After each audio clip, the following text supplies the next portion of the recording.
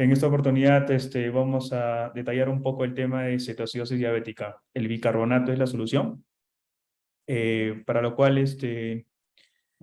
comenzamos algo brevemente con el tema de un pequeño caso clínico. Eh, Tenemos un paciente varón de 46 años de edad, peso aproximadamente 98 kilogramos. El antecedente es paciente diabético de hace 5 años sin tratamiento.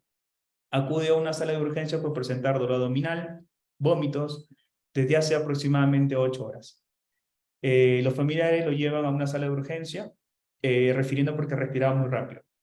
A la evaluación previa, le encontraron con una escala de coma de Glasgow 15 de 15, encontrándose en los signos vitales la presión arterial 90-60, tiene la frecuencia cardíaca 110, la frecuencia respiratoria en 34, saturación de oxígeno aproximadamente perdón, eh, la saturación de oxígeno estaba, un momento por favor,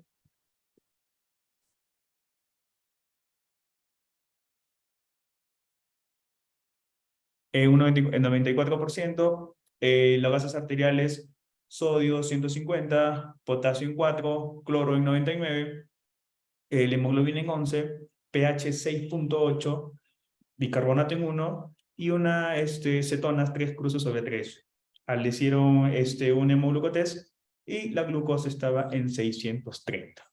Entonces justo quise poner la imagen de un cantante muy conocido, seguro que lo habremos escuchado, Israel Camaca, la famosa canción Somewhere in the Right World, que es una canción muy, muy bonita, y quería plasmar esta imagen sobre este paciente. Luego de ello, eh, se le realizó una hemoglobina glicosilada, encontrándose un valor de 17.5%. Entonces, quise económicamente poner esta imagen de cómo es posible este suceso, ya que es muy conocido de un TikTok que está ahorita en todas las redes sociales. Y a la mano izquierda podemos encontrar una tabla sobre algunos valores, ¿no? De hemoglobina glicosilada, el riesgo de complicaciones y sobre todo el tema de la glucosa. Entonces, a grosso modo, podemos encontrar que es un paciente que en su ingreso se cataloga con un riesgo crítico, porque tiene la hemoglobina glicosilada más de 13% y la glucosa, más que obvio, bueno, que está muy, muy, muy alta. Para lo cual, quisiera comenzar previamente comentándole sobre el tema de definiciones, ¿no? Entonces, ¿cómo definimos a un paciente diabético, un paciente con cetoacidosis diabética? La tríada principal de un paciente con cetoacidosis diabética es hiperglicemia, que es la glucosa mayor de 250 miligramos por decilitro. Considerado el tema de milimoles, es 11 milimoles por litro. Las cetonas, más de 3 cruces, y la acidosis metabólica considerado en un pH menos de 7.3, y el bicarbonato, algunos estudios como la Sociedad Británica refiere de que es menos de 15, pero la Asociación Americana de Diabetes lo considera menor de 18, al tema de bicarbonato.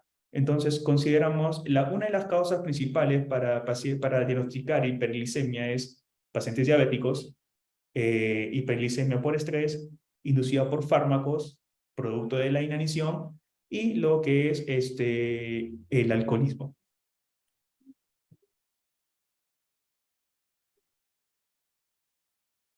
Hay que tener en cuenta un poco de historia en el tema del translate de los años, de cómo se ha dado el tema de la diabetes y el tema de la cetosis diabética como una complicación. Hay que tener en cuenta lo siguiente, ¿no? Que en el año 1800 se descubrió por primera vez al primer paciente con coma diabético. En el año 1857 se identificó por primera vez acetonas en orina en el primer paciente. En este caso, que se pudo haber encontrado este tipo de identificaciones. En el año de 1875 aproximadamente, el doctor Kussmaul refiere y describe por primera vez lo que es la respiración Kussmaul, debido a que hay una acumulación del acetoacetato y del beta-hidroxibutirato que se utilizó normalmente en la práctica clínica, que se usó por primera vez. Pero eso, la tasa de mortalidad en estos pacientes seguía siendo bastante alta, aproximadamente un 90, un 95%, hasta el año de 1921 que se descubrió por primera vez lo que es la insulina. Y no fue hasta el año de 1933 aproximadamente que se utilizó por primera vez la insulina en dosis muy altas para introducir al tema de en la terapia para pacientes con cetoacidosis diabética. Luego de ello, en el transcurso de los años nos hemos dado cuenta de que la tasa de mortalidad de los pacientes desde un 95% ha ido descendiendo hasta la actualidad. Ahora, con los protocolos del manejo de insulina y sobre todo con el tema de la reposición por fluidos, la mortalidad es menor, es menos del 1% en los pacientes diagnosticados con cetoacidosis a nivel mundial. Actualmente existen las guías británicas y las guías americanas, como es el ADA y la United States Guidelines, que es el tema británico, para poder manejar un poco el tema de la cetoacidosis diabética, la cual le voy a explicar a continuación. Un poco de epidemiología. Hay que tener en cuenta que en el Perú entre el 1 al 8% de pacientes con diabetes tipo 2 hacen cetoacidosis diabética, siendo Lima y Piura las regiones más afectadas, ¿no? Eso lo hizo referencia a un estudio en el año 2014, que es lo más actualizado a nivel nacional, que lo hicieron en un hospital de Lima, ¿no? Que está reportado en la revista médica Herediana del Hospital Cayetano Heredia. La cetoacidosis diabética se estima de que cada 500.000 pacientes hospitalizados al año y una tasa anual de 1% por cada 1.000 pacientes diabéticos. Es más frecuente en pacientes con diabetes tipo 1, 4 de cada 8 por cada 1.000 pacientes en los Estados Unidos, donde se realizan la mayor cantidad de estudios. A nivel de Sudamérica, del 0,32 hasta 2% por cada 100.000 pacientes diagnosticados con diabetes tipo 2. Los varones oscilan entre un 8%, las mujeres entre un 9,7%, y la mortalidad en nuestra sociedad de Sudamérica es de un 35%. ¿A qué se debe? Lo que se debe es que los pacientes no son diagnosticados en el momento oportuno y no son tratados adecuadamente en el momento oportuno. También existen pacientes con debut en un 15 o un 20% a a nivel del continente. Existen factores desencadenantes, como le dije, la diabetes tipo 1, la omisión de las dosis de insulina, que los pacientes que son insulino dependientes. Hay también una tasa en la falla en la bomba de insulina, que es lo que pacientes utilizan comúnmente los pacientes hospitalizados. La infección que desencadena el cuadro de cetoacidosis diabética, que pueden ser neumonías, infecciones urinarias, una gastroenterocolitis o una septicemia etiología terminal. También pueden llevar los problemas cardíacos, como una miocardiopatía, sean tanto cerebral, periférico, un trauma, una pancreatitis aguda, drogas como la cocaína, las anfetaminas, los medicamentos, los esteroides, los tiacidas, los bloqueadores de canales de calcio, propanolol, fenitoína, y lo más comúnmente utilizado que son los inhibidores de contraportor, la SGLT2, ¿no? Que es el contraportor de sodio glucosa, que comparado con el riesgo de comparación con otros hipoglicemiantes, nos lleva al inhibidor de dipeptil, dipeptidasa 4, que es el principal factor desencadenante. Aquí les muestro en la tabla un pequeño cuadro resumen de lo que es la cetoacidosis diabética en algunos de los principales países, ¿no? Que nos puede conllevar a una alta tasa de mortalidad. Unas principales causas a nivel mundial tenemos el diagnóstico reciente de diabetes mellitus tipo 2, que es mayormente en los Estados Unidos, como vemos mayor porcentaje. El infections, que es el tema de infección, nos damos cuenta que también en los países continente árabe como Siria, que es las principales causas de infecciones que pueden desencadenar la cetoacidosis diabética, la poca adherencia al tratamiento, como podemos ver en Oceanía, en Australia y también en Sudamérica, uno de los principales países es Brasil. Otra de las causas que nos puede conllevar, que también nos desencadena la cetoacidosis diabética, nos conlleva a que los pacientes resultan de una mala utilización del tema de insulina en los pacientes con cetoacidosis diabética. A partir de ello nos damos cuenta que en nuestro continente americano estamos predispuestos a la poca adherencia al tratamiento. Entonces, eso es nuestro principal causa de factor predisponente en nuestra localidad. Tenemos los criterios diagnósticos para diagnosticar cetoacidosis diabética. Como le puedo mostrar un cuadro del famoso DKA, que es la letra D, que es la glucosa a una concentración mayor de 11 milimoles por litro, que viene a ser mayor de 250 miligramos por decilitro. Tenemos la K, que es la acetona, normalmente mayor de 3 milimoles en sangre. Lamentablemente en nuestro país y en nuestra ciudad, difícil de poder obtener la medición de cetonas. Y también consideran a las cetonas en orina mayor de 2 cruces. Y lo que más nos interesa saber el tema del bicarbonato. Las guías refieren menos de 15, algunas otras guías menos de 18, pero el pH menos de 7.3 para considerar el tema de cetoacidosis diabética. También hacen algunas referencias al tema del anión GAP, el anión GAP elevado mayor de 10. El anión GAP resulta de la sumatoria del sodio más el potasio y la diferencia de la sumatoria entre el cloro y el bicarbonato. Aquí les muestro una tabla de las principales causas de acidosis metabólicas por anión GAP elevado. Tenemos el acrónimo CAT-MOD-PLIS, donde tenemos que la letra C es el monóxido de carbono, que es el que te puede conllevar también, la cianida y una falla cardíaca de fondo.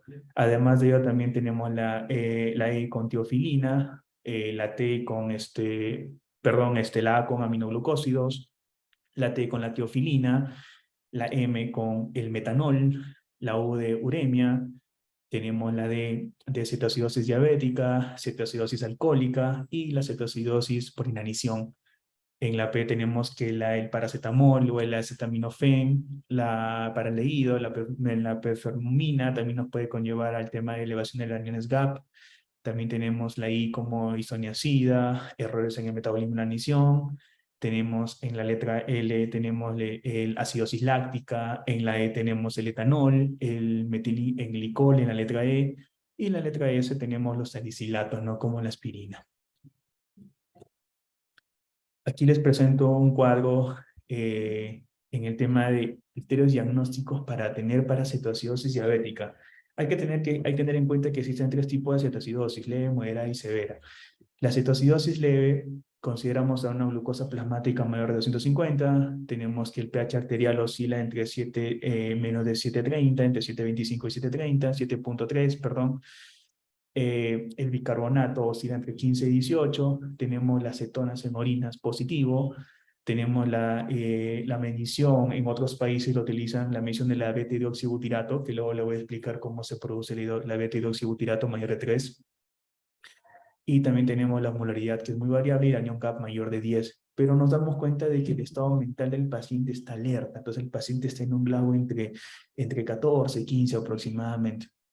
En la cetoacidosis diabética moderada tenemos que la glucosa es igual, sigue siendo mayor de 250 miligramos por decilitro, pero el pH ya tiene una variación entre 7.0 a 7.30, ¿no? Entonces, esto nos que también conllevar a que el bicarbonato también tiene a descender entre menos de 15, entre 10 a 15, las cetonas en orinas son positivas, y también tenemos que la medición de la beta-hidroxibutirato es mayor de 3, y el anión GAP sigue siendo mayor de 12, pero ya el paciente está un poco alerta, un poco confuso. Entonces, el paciente está en un Glasgow entre 10 a 14 aproximadamente. La cetoacidosis severa, tenemos una glucosa plasmática mayor de 150, el pH es menos de 7, el bicarbonato es menos de 10, las cetonas en orina siguen siendo positivas, el hidroxibutirato sigue siendo mayor de 3, el anión GAP sigue siendo mayor de 12 y el paciente está en un estado de estupor, en un estado de coma. Aquí les muestro un poco sobre, para tratar de entender un poco mejor la fisiopatología de la cetoacidosis diabética. Como tenemos en cuenta, la cetoacidosis diabética nos lleva a una deficiencia de insulina, donde activa las hormonas contrarreguladoras, en especialmente el glucagón. Esto lo que hace de que se acumule lo que es a nivel adiposo el incremento de la activación de una hormona que se llama activación de la lipasa, lo que aumenta la lipólisis y dividiendo los triglicéridos en triglicéridos y ácidos grasos. Estos ácidos grasos, normalmente por descarboxilación, lo que nos conlleva a la división por una descarboxilación entre acetoacetilcoenzima A y acetilcoenzima A.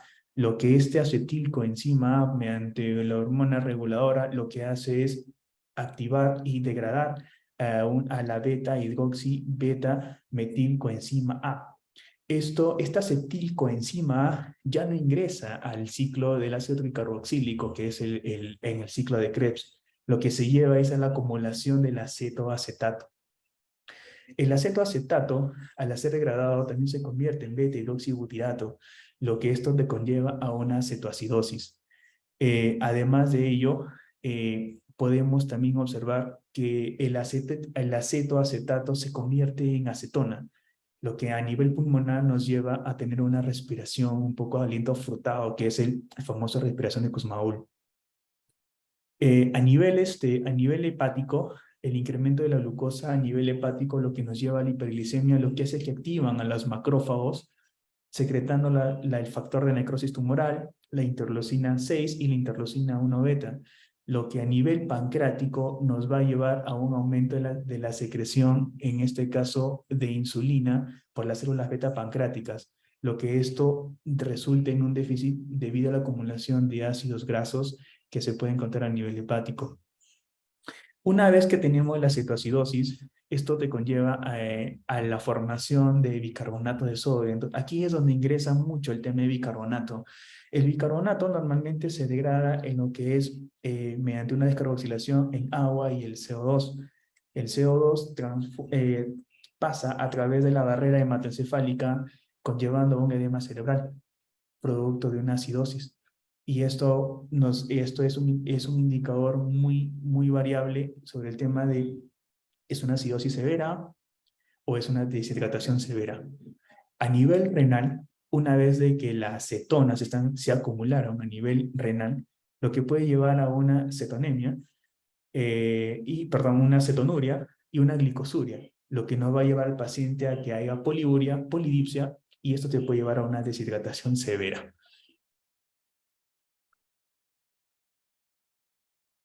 Aquí les muestro una imagen del páncreas cuando disminuye la insulina, lo que activa la hormona lipasa, lo que hace de que degrada los ácidos grasos.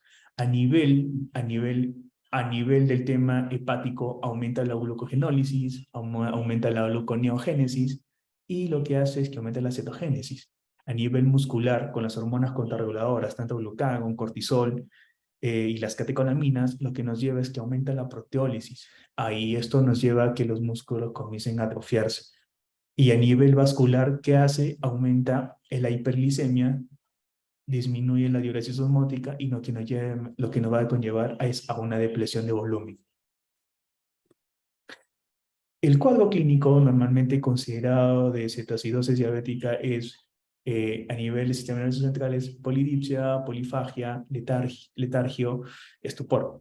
A nivel respiratorio tenemos la hiperventilación, que es la respiración de Kussmaul. A nivel urinario tenemos la glucosuria, la poliuria y la cetonuria. A nivel gastrointestinal, náuseas, vómitos. A nivel de la vía aérea también vamos a encontrar un poco de depresión. Pero lo más importante es que los pacientes mucho acuden a consulta en reiteradas oportunidades. Doctor, me duele mucho el estómago, tengo mucho cansancio, mucha fatiga. Y el primer, eh, el primer contacto con el paciente es poder tratar de pensar, ¿será un paciente diabético ¿Será un paciente que quizás de repente se puede estar complicando en algo? A veces se peca mucho en la confianza del tener, no, señor, es un dolor abdominal, solamente tome algún antiespasmódico y vaya a casa. Y luego a las 2, 3 horas el paciente llega en muy mal estado. Entonces siempre hay que tener en cuenta de que todo paciente que venga con polidipsia, polifagia, letargia, estupor, una respiración afrotada, orina muy frecuentemente, dolor abdominal, hay que pensar en que el paciente sea un paciente diabético que está en debut y que esté haciendo una cetoacidosis diabética.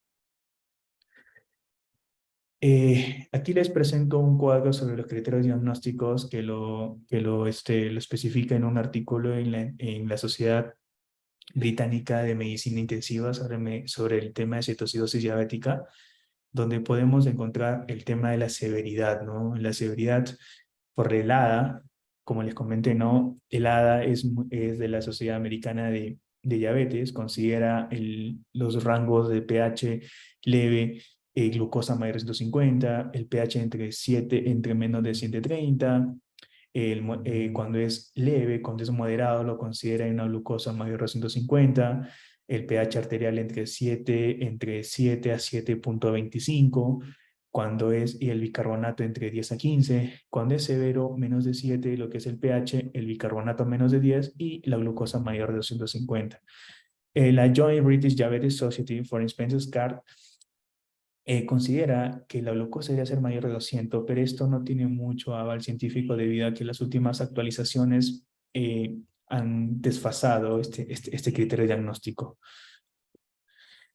Eh, Aquí les muestro en este presente cuadro, les muestro el tema de la puntuación para utilizar para un paciente para que sea ingresado a una unidad de cuidados intensivos o si el paciente puede ser manejado en un área de urgencias o tiene que ser manejado en un área de hospitalización.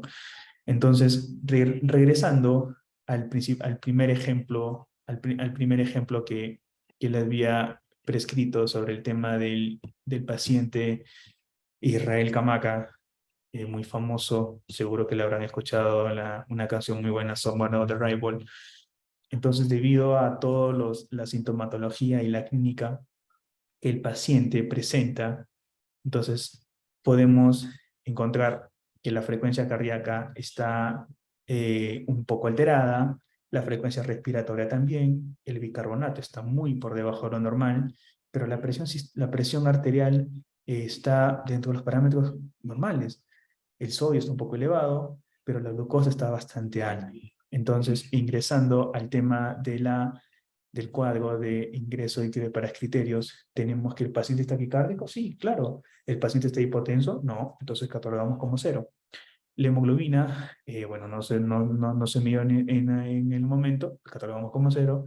El escala de coma de Glasgow está en 15 de 15, entonces lo catalogamos como cero. ¿Tiene un antecedente cancerígeno? No. ¿Y hay un porcentaje infeccioso? No, porque no lo sabemos. En todo caso, este paciente lo podemos catalogar una escala de 2, entonces un riesgo bajo, a pesar del paciente que está con una hemoglobina glicosilada bastante elevada, entonces podríamos manejarlo en un estado de una sala de urgencias a este paciente. Entonces, a este paciente, según los criterios que tenemos, lo consideramos como una cetoacidosis diabética, ¿no? Eh, Luego de ello tenemos la cetoacidosis euglicémica. Muchas veces en la sala de urgencias encontramos pacientes acidóticos, pero con la glucosa normal. Entonces tenemos que ahí ingresar a tener el pequeño detalle de decir, ok, ¿es un paciente con acidosis o es un paciente con una diabetes? Entonces existe uno de los criterios que es la cetoacidosis euglicémica. Entonces, en la cetosis euglicémica, lo que tenemos es que la glucosa puede ser normal o ligeramente elevada, pero existen las cetonas mayor de tres cruces, ¿no? Mayor de 2 cruces, perdón, en orina y mayor de 3 milimoles en sangre. Tiene el anión GAP elevado, pero este paciente es usuario de los inhibidores del transportador de sodio glucosa, de la SGLT2. Entonces, lo que deberíamos hacer es suspender este cotransportador, este medicamento. ¿Y cuál es el tratamiento? El tratamiento es seguir tratando igual, como un paciente con diabetes, un paciente con cetoacidosis diabética. Aquí les presento una pequeña imagen sobre los inhibidores de la SGLT2, ¿no? Entonces tenemos que a nivel renal aumenta la glucosa en excreción, aumenta la excreción de sodio, y esto lo que hace es la reabsorción de cetonas en el cuerpo. A nivel pancreático lo que tenemos es aumenta la secreción de glucosa y la eficiencia de insulina, lo que lleva a nivel hepático a una cetogénesis, y esto a nivel del organismo lo que te lleva a la acumulación de cetonas, lo que te lleva a una cetoacidosis diabética euglicémica. Dentro de los factores precipitantes tenemos la actividad física en exceso, tenemos el consumo de alcohol, que son uno de los principios, y la dieta pues ricas en grasos, ¿no? Que es lo que nos puede conllevar a esta cetoacidosis diabética euglicémica. Dentro de las complicaciones que nosotros podemos encontrar es a nivel cerebral, como le expliqué, no es el tema de bicarbonato, por un tema de carboxilación, se disocia entre CO2 y agua, lo que la lleva a la acumulación del del traspaso de la barrera hematocefálica, lo que te puede dar a un edema cerebral. También conlleva a una enfermedad renal, mayormente en los niños, 30 a 64%. Además de ello, también tiene una injuria renal. Y los factores de riesgo pues no son el constante aumento de sal, las concentraciones de sodio muy elevadas, la edad y la glucosa muy elevada, ¿no?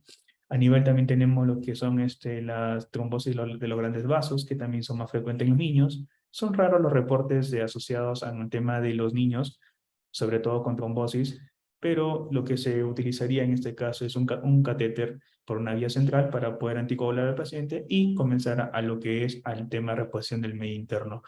También tenemos el edema pulmonar asintomático, que es lo que te lleva a un AR severo. Por eso es que los pacientes terminan muchas veces en ventilación mecánica. También tenemos a la pancreatitis, el aumento de las enzimas pancreáticas, lo que nos puede conllevar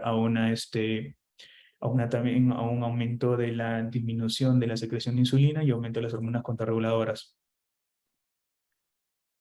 A nivel cardíaco tenemos la prolongación del QT, ya que esto aumenta, la prolongación del QT normalmente los pacientes son asintomáticos, pero en algunas pacientes puede llevar a un tema de arritmias.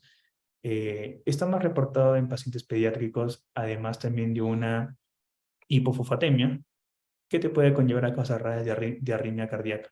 Otra de las causas más frecuentes también es la rhabdomiólisis, que son mayormente un 16% en adultos, 10% en niños, que también nos puede conllevar a situaciones diabética y muchos de los casos con una hipopotasemia, algunos de los pacientes llevan a un coma hiperosmolar. Además, también nos puede tener hipopotasemia severa, sintomática, que son causas de arritmias, que esto te lleva a un aumento de la acidemia. Dentro del tratamiento, aquí quisiera explicarle unos temas un poco más detallados sobre el tema del tratamiento. Aquí es donde nosotros entramos en una discrepancia con el tema de la utilización de una serie de medicamentos. Pero ¿cuáles son los principios generales para tratar a un paciente con cetoacidosis diabética? Primero es manejar la condición hemodinámica y ventilatoria del paciente. Luego, lo siguiente es corregir el trastorno hidroelectrolítico, utilizar la insulina con la finalidad de disminuir la hiperglicemia, bloquear la cetogénesis, corrección de la acidosis metabólica, identificar y tratar la causa desencadenante y una monitorización y manejo de las principales complicaciones asociadas, que es el tema de la infección, que es la principal, o buscar el tema del factor desencadenante que nos va a llevar a la cetoacidosis diabética.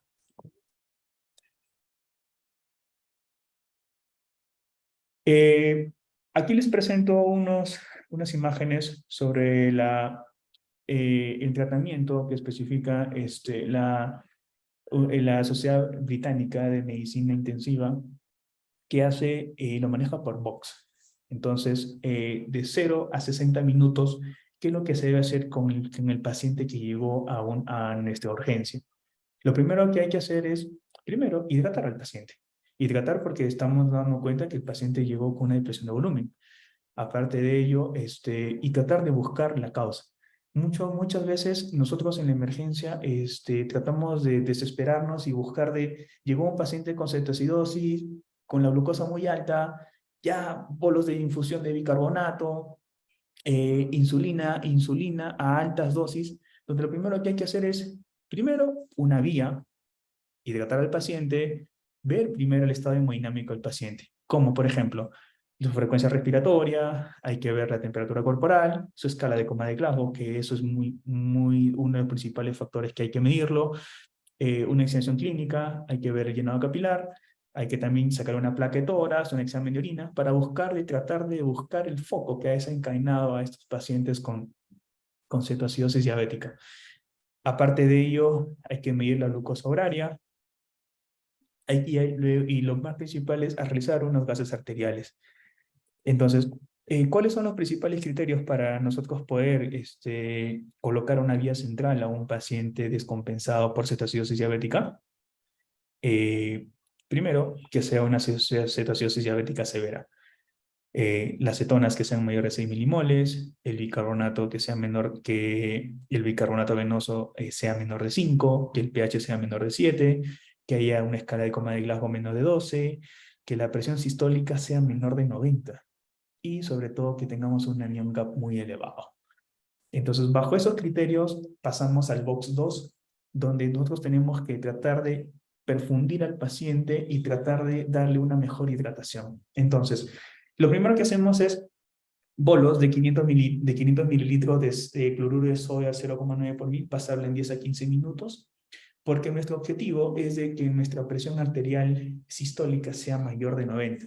Si a pesar de ello nuestra presión arterial sigue siendo menor de 90, sistólica, entonces tenemos que valorar un segundo bolo de 500 mililitros más de cloruro en 10 a 15 minutos hasta 1 litro. Una vez que nuestra presión arterial sea mayor, sistólica, sea mayor de 90, lo que nosotros tenemos que es prescribir la hidratación por 60 minutos. Acá el tema es un tema puntual. Utilizamos potasio, cloruro de potasio para hidratar a un paciente. Todo depende mucho del estado hemodinámico del paciente y sobre todo del valor de potasio que podemos encontrar en los electrolitos. Si el potasio es mayor de 5.5, no es necesario agregarle una infusión dentro de a la solución base potasio. Pero si está entre 3.5 y a 5.5, sí, sería agregarle una solución de cloruro de potasio a 40 milimoles litro, y si es menos de 3.5, sí, agregarle una infusión continua.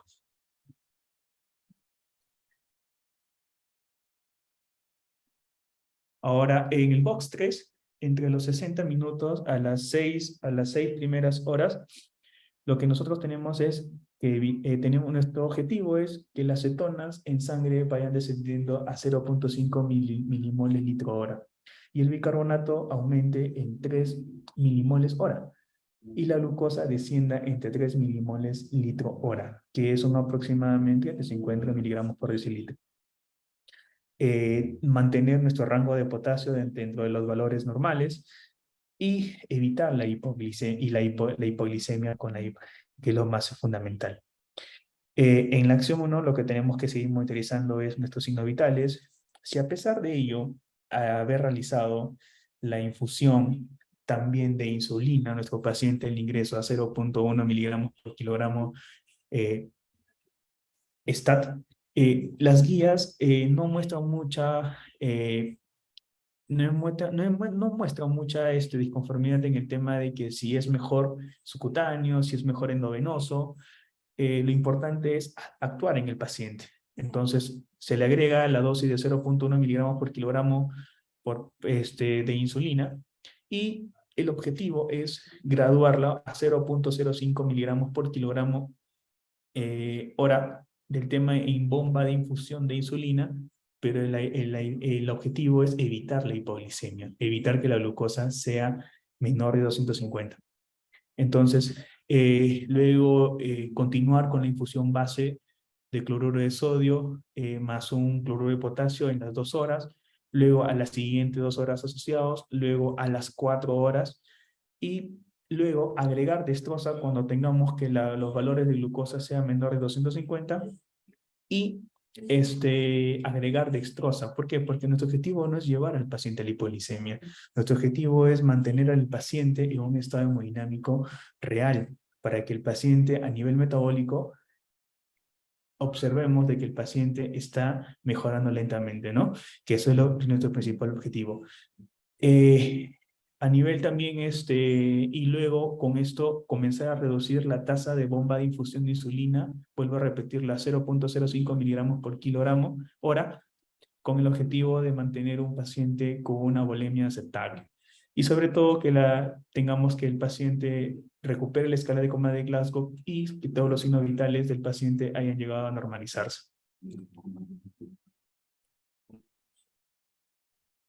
Luego tenemos en el siguiente box, tenemos en las 6 a 12 horas, nuestro principal objetivo es continuar con la terapia de fluido del paciente, evitar el edema cerebral.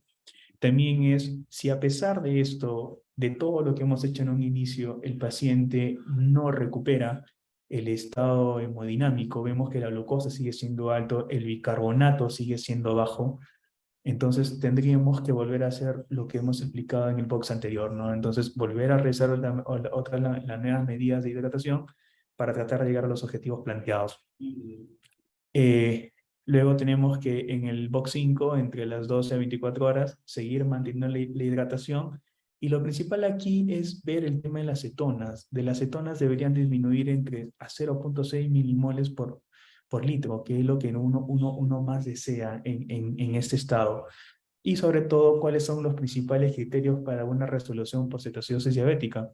Tenemos de que las cetonas han disminuido, el bicarbonato ya ha llegado a unos rangos más de 15 y el pH es mayor de 7.3. Entonces ahí podemos recién decir, ok, bueno, mi paciente está estable. Ahora, ¿cuándo suspender la bomba de infusión de insulina? Cuando el paciente ya comience ya a tener tolerancia oral. Y sobre todo, cuando el paciente ya existan cambios metabólicos adecuados para él. Ahora, la otra ¿se tiene que suspender bruscamente la buena infusión de insulina? No, previamente lo que se hace es adecuar al paciente para agregarle insulina por vía subcutánea y luego a la 1 o 2 horas retirar la bomba de infusión de insulina y sobre todo que el paciente nos tolere la Biora, que eso es lo más importante.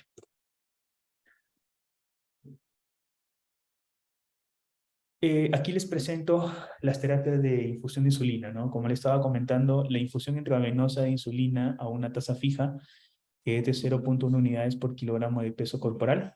Normalmente aquí a la mano derecha podemos tener, ¿no?, el peso del paciente y las dosis de insulina que se debe ingresar en el momento en que el paciente ingresa y se diagnostique con una cetoacidosis diabética.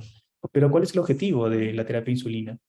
Reducir la concentración de cetonas a 0.5 milimoles litro hora, aumentar el bicarbonato venoso entre 3 milimoles hora, reducir la glucosa en sangre capilar en menos de 3 milimoles hora, mantener el potasio entre los rangos de 4 a 5.5.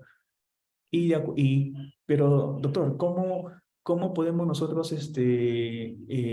prescribir insulina?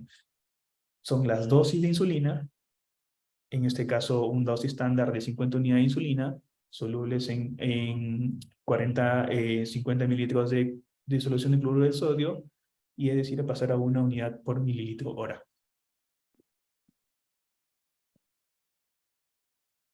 Si la glucosa desciende menos de 14 milimoles, menos de 250 miligramos por decilitro, lo que tenemos que prescribir es dextrosa al 10% para evitar la hipoglicemia. Y además reducir la tasa de solución intravenosa a 0.05 unidades por kilogramo hora. Entonces, la insulina y la dextrosa no deben suspenderse hasta que la persona con diabetes coma y beba. Entonces, eso es lo que hay que tener bastante en cuenta. Los que usan insulina basal de acción prolongada, hay que seguir continuando su prescripción en sus dosis habituales. En aquellos pacientes recién diagnosticados, deben utilizar una insulina basal de acción prolongada a 0.05 unidades por kilogramo por vía subcutánea, hasta 0.07 unidades por subcutánea una vez al día.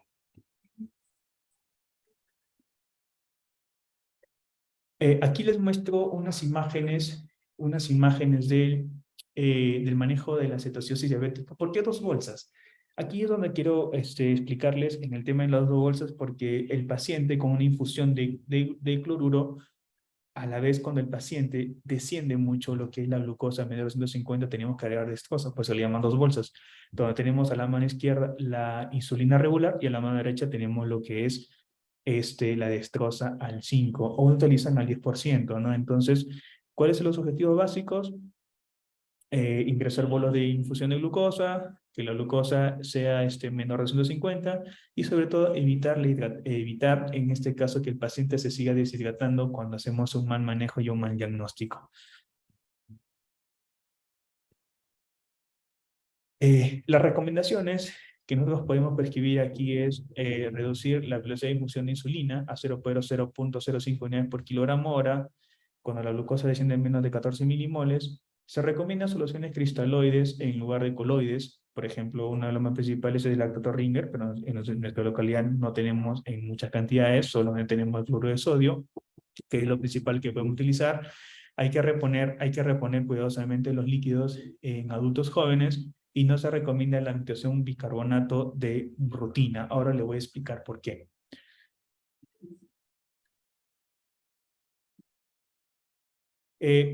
¿Cuál es la ventaja de la infusión de soluciones de cloruro de sodio, ¿no? Las ventajas es de que son estudios de experiencia de muchos años, sobre todo que es muy común y muy frecuente tener en las áreas críticas, sobre todo que las concentraciones de cloruro de sodio tiene 20 milimoles, en este caso de cloruro de potasio. Entonces, eso de pronto nos lleva a una mejor sofisticación y sobre todo un mejor tratamiento. Ahora, las desventajas que no puede llevar una acidosis hiperclorémica, puede aumentar la vasoconstricción y puede llevar a una oligoria, ¿no? En algunos ciertos casos de pacientes. Esto es un tema puntual centrado en el tema del bicarbonato. En realidad, el bicarbonato de sodio, esto es un tema muy controversial. Muchos estudios refieren de que, ¿cuáles son las principales indicaciones para agregar bicarbonato? Cuando el pH es menos de 7 y el pH menos de 7 y el bicarbonato sérico sea menor de, o uno dice menos de 10, otro dice menos de 8, otro dice menos de 7, pero lo real es de que eh, el paciente, tenemos que evitar de que el paciente haga una hiperventilación. Entonces, otras indicaciones de agregar bicarbonato es cuando el paciente tiene signos electrocardiográficos de hiperpotasemia, además de depresión respiratoria, falla cardíaca, acidosis hiperclorémica tardía. Como les comento aquí, otros refieren del estudio menos 7,15 de pH en unas situaciones complicadas de depresión miocárdica, en los niños con insuficiencia valvular, con alto riesgo de compresión cardíaca. Entonces, otros refieren de que solamente se debería agregar bicarbonato cuando el paciente está en estado de shock o estado de choque. Las ventajas es el bicarbonato de la solución. ¿Qué hace el bicarbonato? Bueno, aumenta la contractilidad cardíaca. El exceso de bicarbonato en el organismo nos puede conllevar a una arritmia cardíaca. También nos puede llevar a corregir la hipercalemia de manera muy brusca y afectar el estadio renal. Y una de las desventajas que también podemos encontrar es la continuidad de la producción de cetonas hepáticas, el incremento de hipocalemia. Puede conllevarnos a un edema pulmonar, a una disminución del flujo cerebral, empeora la hipofosfatemia, puede producir una alcalosis de rebote, acentúa la hipoxia tisular y provoca la sobrecarga de volumen. Aquí les muestro un estudio que fue realizado por la revista Finlay, que es en la Sociedad de Urgencias Hiperglicémicas Diabéticas, donde tenemos lo que tenemos que saber aquí, ¿no? El bicarbonato es la solución para pacientes con cetosis diabética. Tenemos que la mortalidad en los pacientes según el tipo de complicación aguda metabólica con el uso o no de bicarbonato. Entonces tenemos que del estudio que se realizó, tenemos que de los 40 pacientes que analizamos, 8 fallecieron y el resto no fallecieron. Y estos 8 son los que utilizaron bicarbonato. Y los 32 restantes no utilizaron bicarbonato. Y vemos que la tasa de fallecidos fue de 0. Entonces vemos que estuvo en un ratio de un porcentaje de un 80% y un 20%. Luego vemos que entonces llegamos a la conclusión de que si usamos o no usamos bicarbonato, cuando el paciente tiene un factor de riesgo que puede conllevarnos Al desarrollo de cetoacidosis diabética, el bicarbonato no es lo ideal en un paciente con cetoacidosis diabética, salvo que tenga el pH muy acidótico, menos de 7, bueno, 6.9, y que sea un paciente de menos de 6 en bicarbonato, hasta uno es en menos de 9. Pero cuando un paciente llega con una cetoacidosis leve, moderada, no es necesario prescribir bicarbonato. La mortalidad en los pacientes según el pH y el uso no de bicarbonato, ¿no? Entonces vemos aquí lo más fundamental es de que en un paciente con una acidosis metabólica severa, la tasa de mortalidad fue de un 100%. Entre la tasa de entre una acidosis moderada fue menos de 84.6%, y un paciente con una cetosis leve fue de 55.6%. Entonces nos damos cuenta que la tasa de fallecimiento fue cero. Entonces da la controversia. Entonces, ¿usamos o no usamos bicarbonato en un paciente? La verdad que solo si es muy necesario, según el criterio que le acabo de prescribir, es avalado el uso de bicarbonato. Mientras tanto, no es necesario de hacerlo de forma rutinaria. Cuando tenemos los pacientes con criterios de resolución, para definir una cetoacidosis diabética como resuelto según los criterios del GRICI, tenemos que tener en cuenta que el pH sea mayor de 7.3, que el anion gap sea menor de 10, las guías también dicen menor de 12, el bicarbonato sea mayor de 15, las cetonas en sangre sea menor de 0.6 y los niveles de glucosa hayan descendido por lo menos menor de 200 o dicen a menor de 250 según las últimas guías. ¿Cuál es el índice de gravedad? ¿No? El índice de gravedad de los pacientes con cetoacidosis diabética es la cetona mayor de 6 milimoles por litro, el bicarbonato menor de 5, que el pH sea menor de 7, que haya una hipocalemia severa, que el potasio sea menor de 3.5, que la escala de Cala de Glomma sea menor de 12, que la saturación de oxígeno sea menor, la saturación que sea menor de 90, que la presión sistólica sea menor de 90 también, que la frecuencia cardíaca o es mayor de 100 o es menor de 60 y que tengamos el anion gap muy elevado, mayor de 16.